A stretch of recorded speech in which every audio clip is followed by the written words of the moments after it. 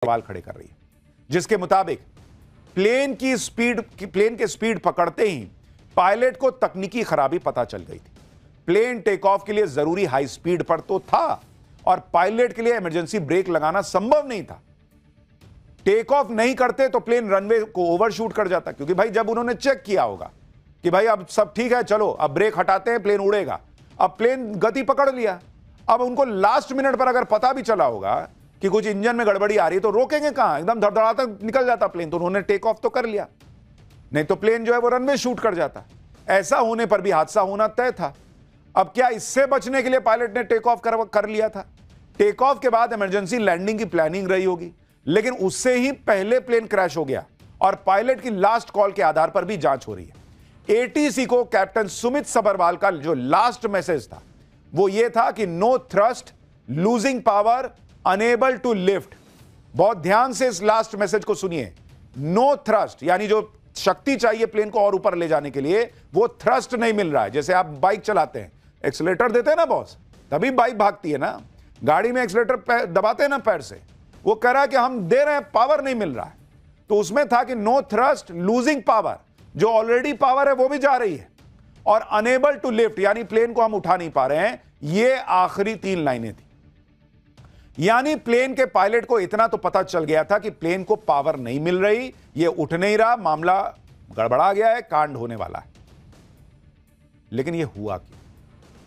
Ahmedabad plane crash की एक theory यह भी है कि प्लेन के विंग फ्लैप सही पोजीशन में नहीं थे। एक्सपर्ट्स का मानना है कि प्लेन के आखिरी सेकंड के वीडियो से पता चलता है कि इसके विंग फ्लैप्स टेक ऑफ के लिए सही तरीके से सेट नहीं थे, ऐसा कुछ लोगों को लगता है। प्लेन के फ्लैप्स प्लेन की उड़ान में मदद करते हैं क्योंकि ये विंग का आकार बदलकर हवा में विमान को उठाने में अहम रोल निभाते हैं। कहा जा रहा है कि जब लैंडिंग गियर अटक गया तो पायलट ने जानबूझकर हवा के खिंचाव को कम करने के लिए फ्लैप को विपरीत दिशा में रखा ताकि हवा का खिंचाव कम हो और विमान को ऊंचाई पर ले जाया जा सके। हो सकता है कि कम ऊंचाई और बहुत ज्यादा हवा के खिंचाव की वजह से फ्लैप फंस गया हो।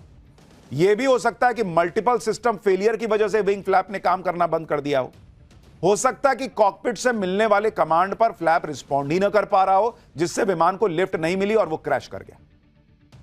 लेकिन कुछ लोग ये भी कह रहे हैं कि भाई चक्का अंदर नहीं गया था, लैंडिंग गियर जिसको कहते हैं, चक्का अंदर नहीं गया। देखिए कई बार चक्का अंदर जाने के लिए भी समय लेता है प्लेन। अभी तो उड़ा ही था, 60 ही सेकंड हुआ था। लोग अपनी अपनी थ्योरी चला रहे हैं, लेकिन इतना जल्दी लैंडिंग गियर अंदर चला जाए ये भी कोई बहुत जरूरी बात नहीं है कि एकदम नहीं गया तो एकदम भग से गिर जाएगा, ऐसा नहीं होता है। कई बार बहुत ऊपर जाके लैंडिंग गियर अंदर जाता है। कई बार पायलट उसको थोड़ा ठंडा होने का समय देते हैं, उसके बाद अंदर लेते हैं। तो लैंडिंग गियर वजह हो, कई लोगों को लगता है ये वजह नहीं हो सकती। लेकिन फिर लोग कह रहे हैं कि भाई जो फ्लैप था वो गड़बड़ था क्या, इसकी वजह से नहीं उठा। देखिए अहमदाबाद में क्रैश हुए बोइंग ड्रीमलाइनर प्लेन के विंग फ्लैप की पोजीशन आप खुद देखिए इस वक्त। यह हादसे के ठीक पहले की तस्वीर है। इसमें विंग फ्लैप, जानकारों का कहना है कि उनको जो वीडियो है उसमें को देख के लग रहा है कि कम खुला हुआ है, जो टेक ऑफ के लिए सही पोजीशन नहीं। अब आपको दिखाते हैं कि टेक ऑफ, लैंडिंग और हवा में क्रूज करते समय प्लेन के विंग फ्लैप की सामान्य तौर पर सही पोजीशन होती क्या है। जरा इसको समझिए, मैं आपको जरा इसको समझाता हूं। यहां पर जरा ये फोटो डालिए, दर्शकों को समझ में आएगा।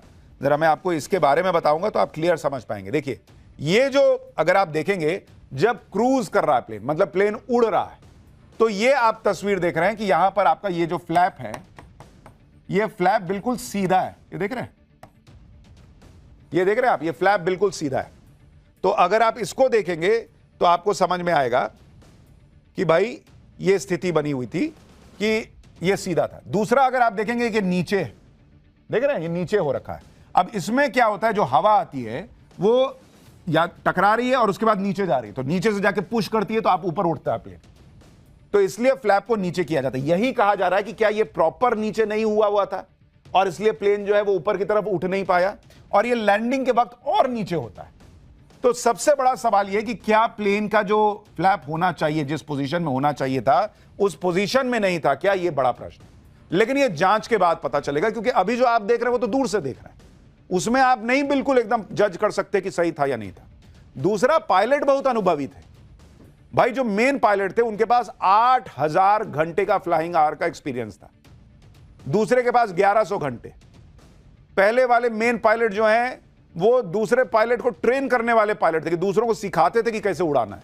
वो आदमी ऐसी गलती कैसे कर सकता है, लोग पूछ रहे हैं, अगर हुई है ये गलती तो। दूसरी बात, जिस हम बोइंग की बात कर रहे हैं उसमें खुद ऑटोमेटेड सिस्टम होता है जो आपको तुरंत बताएगा कि मतलब उसमें मैसेज आने लगेगा, beep beep beep beep, flap सही नहीं है डायरेक्शन में, फ्लैप सही नहीं है, इस तरह का मैसेज आने लगेगा, या आपको जो भी तरीका हो अलर्ट कर देगा कि ये गलत हो रहा है। तो ये कैसे संभव है बॉस कि ये हो जाएगा? देखिए, इन सब बातों के बीच असल में प्लेन के साथ आखिर के 30 सेकंड में क्या हुआ होगा वो आपको आगे बताऊंगा। पहले आप इस बात को समझ लीजिए कि आखिर कोई प्लेन टेक ऑफ कैसे करता है, क्योंकि बहुत सारे लोगों को यह पता ही नहीं होगा कि टेक ऑफ होता कैसे। कैसे टेक ऑफ करने से पहले, टेक ऑफ करने के दौरान जो एटीसी होता है, एयर ट्रैफिक कंट्रोलर, वो लगातार पायलट के संपर्क में रहता है भाई। वो खुद मतलब दोनों एक दूसरे से बात कर रहे होते हैं।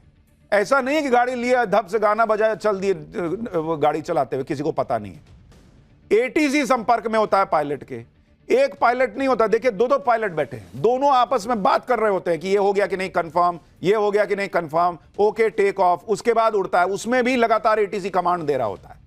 आपको मैं वीडियो दिखाता हूं, आप देखिए, ये एक मिनट का वीडियो है, इसमें सुनिए कैसे लगातार कम्युनिकेशन होता है टेक ऑफ के वक्त। आपको पता चलेगा कि ऐसा नहीं है कि एक पायलट ने कुछ गलती कर दी और प्लेन धप से नीचे गिर जाएगा। क्योंकि जो लोग कभी कॉकपिट में बैठे नहीं है, पीछे बैठते हैं, उनको पता भी नहीं कि पायलट कैसे काम करता है, कॉकपिट में क्या होता है, वो भी ज्ञान दे रहे हैं कि पायलट ठीक नहीं रहा होगा, ये नहीं पता होगा, वो नहीं पता होगा। बॉस, मतलब दुनिया का सबसे सेफेस्ट मोड ऑफ ट्रांसपोर्ट माना जाता है प्लेन में सफर करना। वो ऐसे नहीं माना जाता। दुनिया में हजारों प्लेन रोज उड़ते हैं, कोई हादसा नहीं होता, इसलिए क्योंकि अलग अलग लेयर पे लोग एक दूसरे से कनेक्टेड रहते हैं, एक दूसरे को चीजें बता रहे होते हैं। और जब ये प्लेन उड़ रहा है, आप देख रहे हैं, तब भी प्लेन हवा में गया है, तब भी एटीसी बात कर रहा है। तो जो प्लेन क्रैश हुआ है उससे भी लगातार बातचीत चल रही होगी। आप इस बात को भी समझिए कि अहमदाबाद प्लेन क्रैश में पायलट ने मेडे कॉल के साथ नो पावर का कमांड दिया था, यानी दोनों इंजन ने शायद काम करना बंद कर दिया था। इंजन के ब्लेड और बेरिंग में खराबी से इंजन फेल हो सकते हैं। इंजन फेल होने से विमान में पावर सप्लाई की प्रॉब्लम आती है। बोइंग 787 प्लेन को पावर थ्रस्ट नहीं मिल रहा था। अब यही जांच करना है कि क्या दोनों इंजन एक साथ कोलैप्स कर गए थे, और अगर यह हुआ तो हुआ कैसे। वैसे पायलट एक इंजन से भी विमान उड़ाने में सक्षम होते हैं, लेकिन जब पावर सप्लाई ही खत्म हो जाती है तो लैंडिंग के अलावा उनके पास कोई ऑप्शन नहीं होता। और अहमदाबाद में तो प्लेन लैंड भी नहीं कर पाया। वैसे एक्सपर्ट्स इस बात की आशंका भी जता रहे हैं कि प्लेन के फ्यूल में गड़बड़ी हो सकती है। एक्सपर्ट्स के मुताबिक मिलावटी फ्यूल या मिस फ्यूलिंग की वजह से भी इंजन फेल हो जाता है। फ्यूल में पानी, मलबा, छोटे जीवाणु होने से फिल्टर, इंजेक्टर और ऑयल लाइंस ब्लॉक हो सकती है। ऐसा होने पर इंजन तक फ्यूल की सप्लाई प्रभावित हो जाती है। इसकी वजह से इंजन के टरबाइन काम करना बंद कर देते हैं। टरबाइन ही फ्यूल से मैकेनिकल एनर्जी बनाकर विमान को देते हैं। लेकिन यह भी हुआ है या नहीं हुआ, यह किसी को नहीं पता। प्लेन के अंदर जो ईंधन भरा जाता है उसकी भी प्रक्रिया इस तरह से बनाई गई है कि उसमें कोई आसानी से भूल नहीं हो सकती। रेयरेस्ट ऑफ रेयर केस होगा अगर कोई कंटेमिनेटेड फ्यूल अंदर चला गया। लेकिन प्लेन का इंजन फेल होने की जो थ्योरी चल रही है उसके पीछे तगड़ी वजह